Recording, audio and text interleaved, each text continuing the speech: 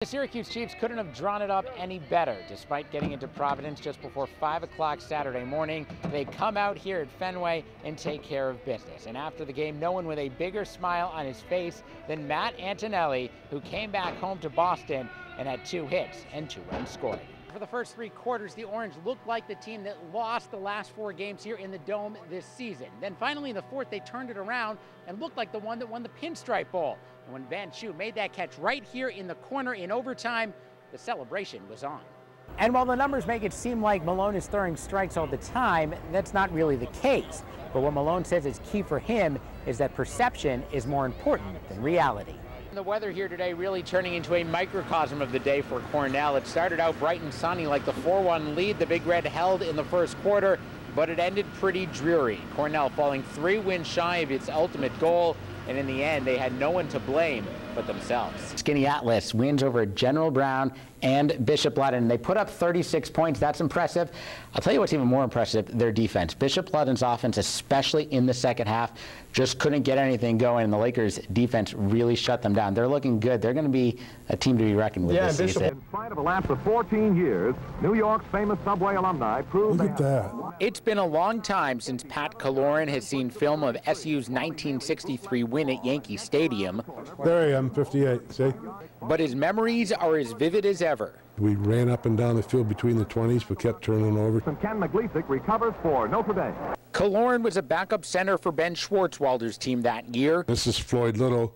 The following season, the Watertown native started when SU beat Army in the Bronx. Being there at Yankee Stadium was just a wonderful experience, just a great experience. Yeah, and you don't forget, I don't forget. I was born with a Yankee hat on, and going into the locker room and dressing in the same place that Babe Ruth and Mickey Mantle and all those guys dressed, was just an absolute thrill. In fact, when thinking back on his career, the one-time All-American ranks playing at the house that Ruth built as one of the top highlights of his career. Yankee Stadium was like our bowl game, pretty much, because not getting invited anywhere else, that was kind of the bowl. How fitting, since now, nearly 5 decades later, the current SU team will play an actual bowl game there, and if the players are listening, Pat Kaloran has some advice. Step back a second while you're there, guys. Just kind of breathe in that experience and relish it and put it in the part of your mind and know that you worked hard for it and you deserved it. And oh yeah, one more thing. Make sure you take a camera along with you and take some great pictures. Because as Pat Kaloran found out, you never know when you'll get to relive it again quite like this. I can remember that. It was a fun time back then, though. 7 weeks ago, this celebration didn't look possible. Down 3-1 in the first round of the playoffs, the B-Cents were less than 5 minutes away from a disappointing end to their season. But then this happened. And this. And the rest was history. That was a big game. We scored a game-winning goal to stay alive, went there, won 2 more games, and that gave us so much confidence too. So that was probably the first biggest step we made. And after that, the steps kept on coming. The B-Cents finished the playoffs by winning 15 of their last 19 games, and perhaps even more impressive, they clinched 3 of their 4 series on the road. It's just unbelievable, the highs, the lows, the roller coaster, the way you got to be able to control your emotions, the way you got to find a way to push through times when you just feel like you got anything. And I wasn't even playing. When the playoffs began, Robin Leonard probably didn't think he'd be playing either. But after starting in place of Barry Brust in that fateful Game 5 against Manchester, Leonard allowed just 2 goals a game the rest of the way. And in the end, he took home the trophy as Finals MVP. What a monster Robin is. I can't say enough about the kid. He stepped in, played unbelievable for us, and you know what? He deserves everything that he's gotten. I mean, he won us the series. True, but so did Ryan Keller. For the 2nd straight series, the captain scored the game-winning goal in the clincher. That's why he's a captain. Cal's is a captain for a reason. He stepped up in every big moment. Even in regular season when we needed him, he was there. And in the playoffs, he scored big goals. He's been our leader from day one when we sat down and talked about the way we were together going to run the team. And he's been there with me every step of the way. And for him to get that game winner, it it's fitting. And so the season that started with a 5-1 win over Adirondack exactly 8 months ago comes to an end here in Houston with a win for the ages. And how about this for one last little tidbit? The B-Sens are now the only AHL team ever to make the playoffs as a crossover and go on to hoist the Calder Cup. At the Toyota Center in Houston, I'm Aaron Goldstein, Wine and Sports.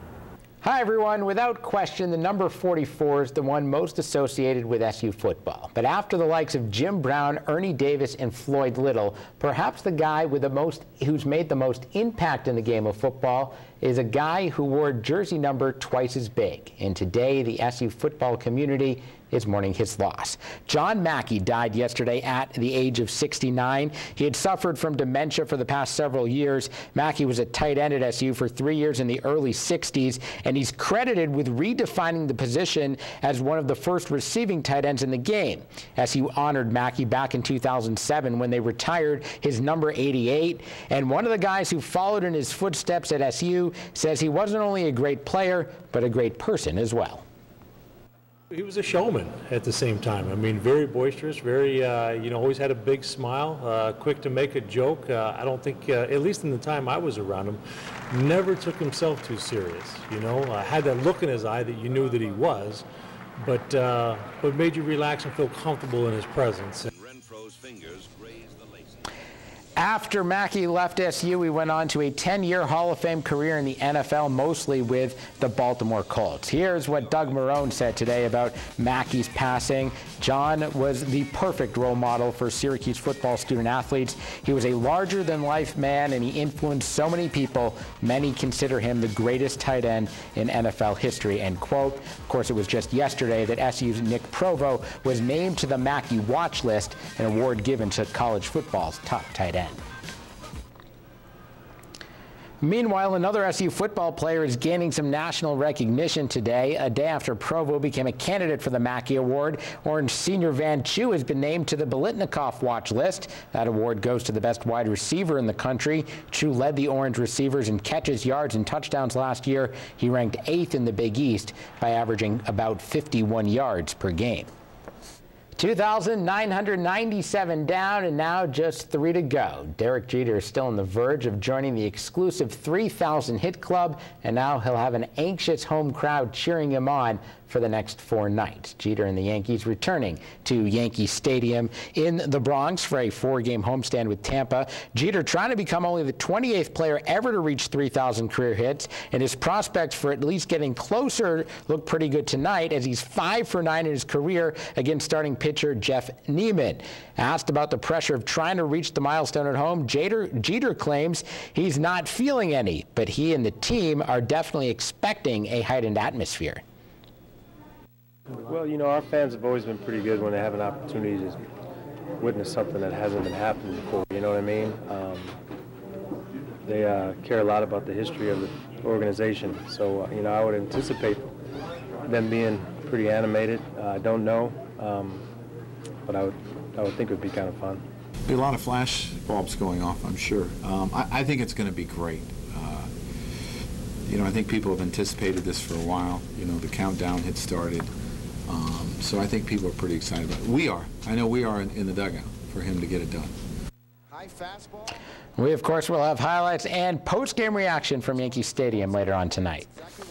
On the softball diamond, the awards continue to pile up for Syracuse pitcher Jenna Kyra, as she's been named the Eastern Collegiate Athletic Conference Pitcher of the Year. The junior set SU, Big East, and ECAC records with 35 wins this past season, and with an ERA of 1.51. She already holds 16 records heading into her senior year. And finally, a fun day out at Drumlin's Country Club this afternoon, where Futures Tour star Kylene Pulley joining a few high school golfers and members of the media in a chipping contest as we get set for the Alliance Bank Classic in a few weeks. Yours truly and sports director Mark Larson didn't quite measure up to the rest of the competition. We probably could have used some advice from the pros, and in 2 weeks, that's what a whole bunch of high schoolers will get when they take part in the Pro Junior Challenge. And it's always great because they always give us great short game tips, especially. And as seen by the chipping contest, I think everyone can use some short game tips. Yeah, me too. Yeah. So I'm trying to get back to that same mentality that I had when I was their age, you know, just playing fearless and having fun. So I'm sure I'll have a lot to learn from them as well.